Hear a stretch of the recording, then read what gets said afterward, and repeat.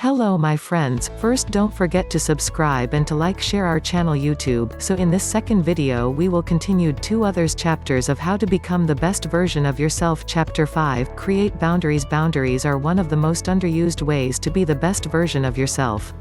You must learn to say no. Saying no is probably one of the hardest things you'll ever have to do to ensure you are in integrity with yourself. Most people are not used to hear no or respect no. To learn to say no, you have to explore how you react to people who say no to you. Once you are open to others saying no to you, start practicing it yourself. Say no when you don't feel like doing something or when it doesn't feel right for you. Another aspect of creating boundaries is how you behave in your friendship circle. Be clear about individuals who are supportive and uplift you, and stay away from those who only bring you down or feed drama. Surround yourself with people who appreciate you for who you truly are. Now is the perfect time to assess your friendships and set boundaries around those who do not fulfill you. Toxic relationships often feel a more deep-seated need to please others. If you are experiencing a relationship with a person who is mean to you or always makes you feel bad about yourself, knows that you are allowing this. It is okay for you to say no to that type of relationship. It doesn't have to be a romantic relationship, it could be with a friend or a coworker. To have healthy boundaries, you need to know what you value. If you value compassion, but you turn around and start criticizing and gossiping with a friend, you are not in integrity with yourself. Be clear about what you value and then match the behaviors to those values. That way, it will be easier to create boundaries and shift your behavior when it is not aligned with your values and beliefs. Once you are clear with your values, seek them in others, and surround yourself with people who have similar values to you. Once you can recognize how you feel about the relationship you currently have and are clear about your values, it will be much easier to assert yourself. For example, if you are with a group of friends and one suggests something you are uncomfortable about, you can assert yourself. Express how you feel and why you don't feel like participating in that idea. The more you will assert yourself, the better you will feel about yourself. Just be mindful that you are not judging or criticizing others when you assert yourself. Position your thoughts in a way that it's about what you feel and what you don't feel is aligned with your true self. But most of all, stop trying to please others, because it is one of the most limiting behaviors you can have. When you please others, you completely forget your true self and allow others to dictate how you should behave, look, and even talk. This type of behavior is very destructive to the self, and it is pretty much acting yourself.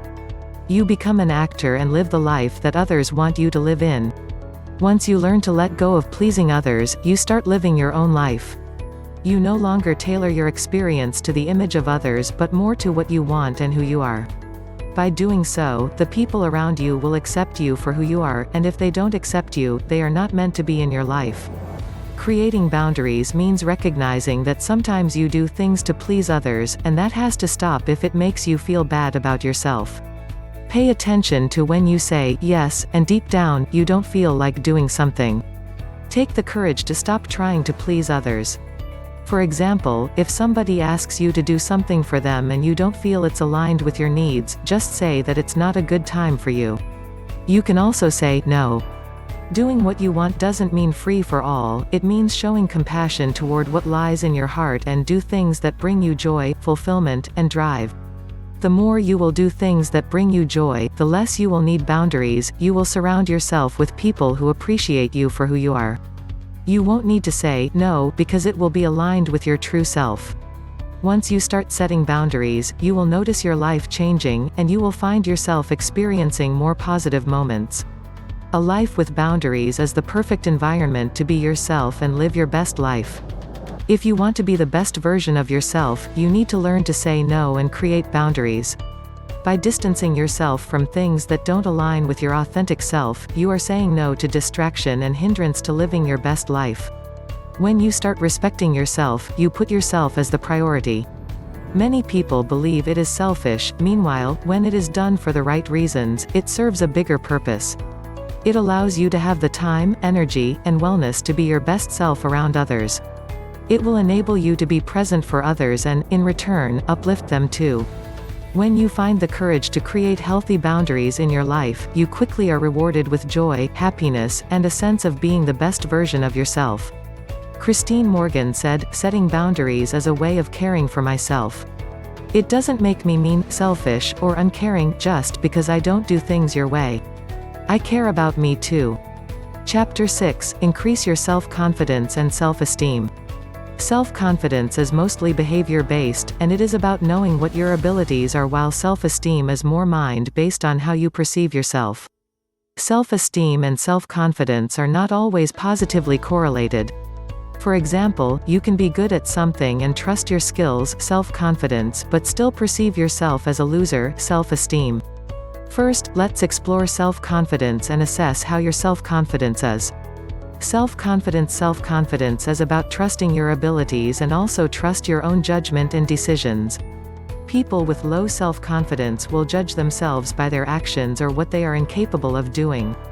When you experience low self-confidence, you will likely see the gaps in yourself. Here are some questions that will help you assess your self-confidence. Check all that applies to you. 1. I do what is expected of me even when it doesn't necessarily feel right. 2. When something looks hard, I usually don't even try it. 3. I can't list 5 of my qualities right now. 4. When I receive feedback, I often feel hopeless. 5. Obstacles are failures for me. 6. I feel like I don't have the abilities, resources, and skills to accomplish your goals. The more answers you've checked, the more you need to work on your self-confidence. One of the easiest ways to work on self-confidence is to assess your level of comfort at accepting compliments from others and correct it. How do you react when someone gives you a compliment or positive feedback? Most people who struggle with that will show a lower level of self-confidence. Correcting this is simple: learn to respond with thank you. Stop making excuses or reasons for it, and simply say thank you. This will improve your relationship with others and, mostly, with yourself. If you can't accept compliments from others, how can you expect to recognize your qualities? Start by showing a different behavior in your external world, and the inner world will positively change. Another way to build self-confidence is to strengthen your self-esteem, which is more the way you perceive yourself. Improve your perception of yourself, and you are less likely to see the gaps in your behaviors. Self-esteem is the way we perceive or evaluate our worth and is the ultimate belief we place on ourselves. People with high self-esteem tend to be more comfortable with their true selves and demonstrate a lot more integrity. When we have high self-esteem, we respect our true selves. On the other hand, people with low self-esteem will often stop themselves from doing something or from expressing who they are because they fear that they will not be accepted and loved for who they are. Our fear of being judged often leads us to behave in a way that is not aligned with what our heart wants because we want to feel accepted and loved by others. To get over this fear, you have to let go of the need for approval from others slowly. You can do so by taking the time to accept yourself first, and then you can express who you are without feeling like others will judge you. Let's evaluate your level of self-esteem. Check all that applies to you. I'm comfortable and happy to be myself. I recognize my qualities and skills. I have a lot of respect for who I am. I can be as valuable as any other person. I enjoy being myself, as opposed to a persona to please others. Failure is not something I see in myself. Instead, I see failures as opportunities for growth. I feel that I am worthwhile. I can look at myself in the mirror and feel comfortable and loving toward myself. I don't expect everyone to like me, and that is okay. I don't feel the need to change for them. I'm always open for growth and yet, love and accept myself as I am. I can be my biggest fan.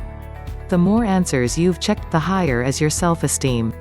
To develop your self-esteem, you can work on the following.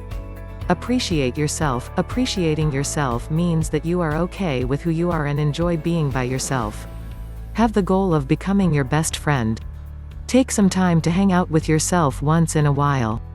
It will help you build a level of comfort in being by yourself. Add some self-care during those moments. It will help you increase self-respect. Be proud of your accomplishments. We've all accomplished something in our life. It could be as simple as completing your elementary school or getting that job you applied for. Whatever it is, take the time to list the things you've accomplished in your life, even if it is as simple as making your bed. Recognize your skills, every one of us is good at something. If it's hard for you to identify those skills, ask someone around you to help list a few abilities that you have. It can be hard skills like carpentry, drawing, or cooking. It could also be a soft skill like listening, compassion, or empathy. Learn to love your body. Learning to love our bodies is probably one of the most significant accomplishments we can make in our life. Some studies show that 40% of men and over 90% of women are unhappy with their bodies. That is almost unreal.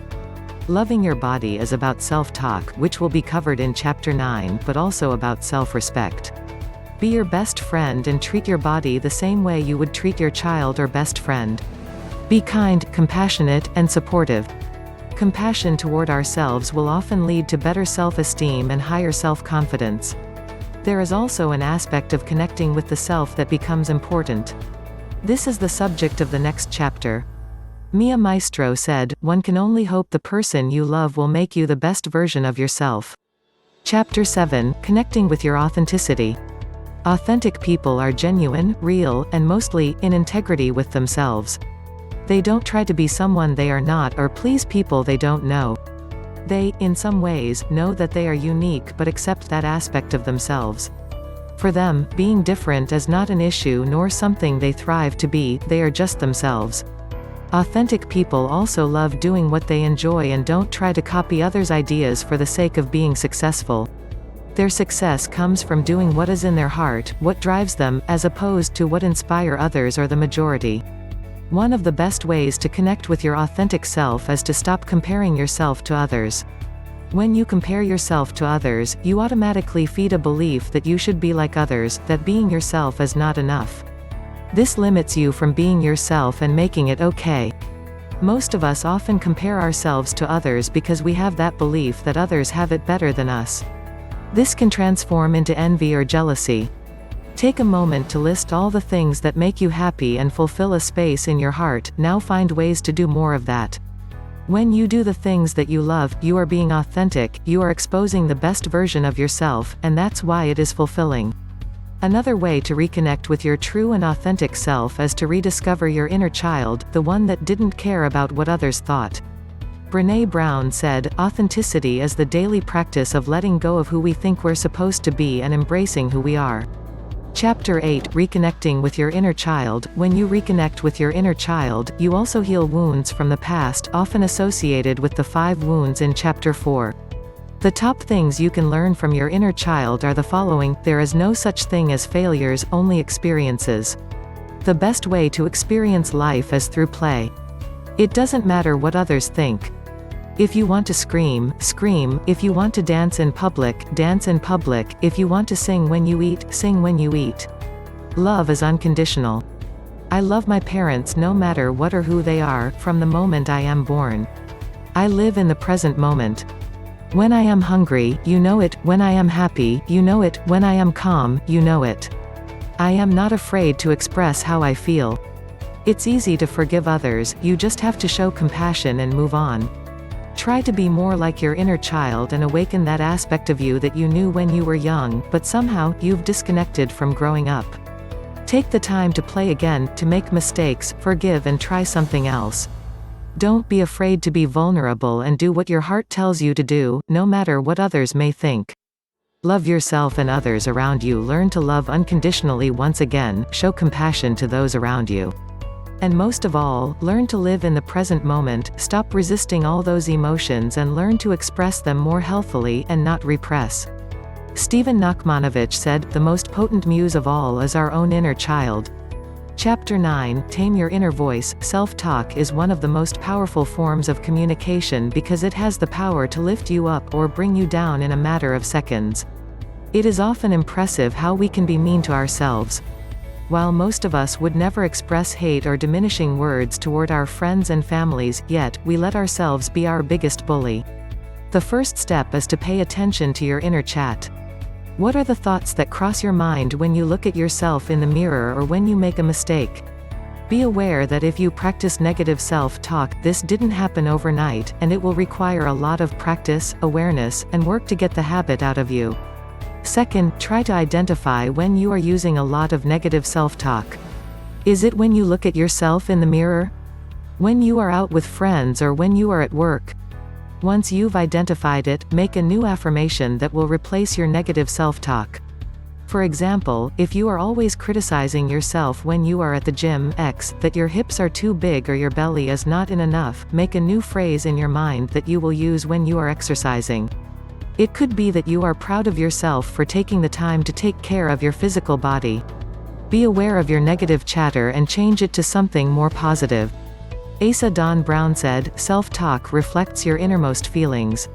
Chapter 10, Increase your self-awareness. Have you ever been in a public space, and the person next to you expressed this huge sigh that clearly shows her impatience toward the situation? How did that make you feel? Were you a bit uncomfortable? That person didn't care about self-awareness. Self-awareness is the ability to recognize your emotional state and find ways to stay in balance. When you practice self-awareness, you are automatically allowing yourself to be a better version of yourself and not let your emotions take control of you. Being self-aware simply means that you can observe yourself from a non-judgmental perspective. When you are self-aware, you can catch yourself in the present moment experiencing a specific state, reaction, or feeling. The more you are aware of your emotions, the more you start to understand yourself. For example, you might observe that you tend to be reactive when someone provides you with a suggestion on how to do something different. When you are aware of your emotions, you have a better idea of who you are and how you tend to react in certain situations. It is also the best way to improve yourself on certain aspects that you don't find optimal. You become less driven by drama. Self-awareness will help you in your daily life with identifying moments when you are living one of the 5 wounds, or when you are a victim and not aligned with the best version of yourself. Self-awareness will also help you with the following: experience a greater ability to recognize your emotions, improve your critical thinking, improve your relationships, live in the present moment, experience more joy and happiness. But the ultimate reward to being self-aware is your ability to recognize when you are not in alignment with your true self. It is the opportunity to be authentic and therefore be in integrity with yourselves. Self-awareness is the key to becoming the best version of yourself. Eckhart Tolle said, "Awareness is the greatest agent for change." I hope you like this video, and you share it with your friends to encourage us to give you more and more thanks. For any questions you can ask us in the comments.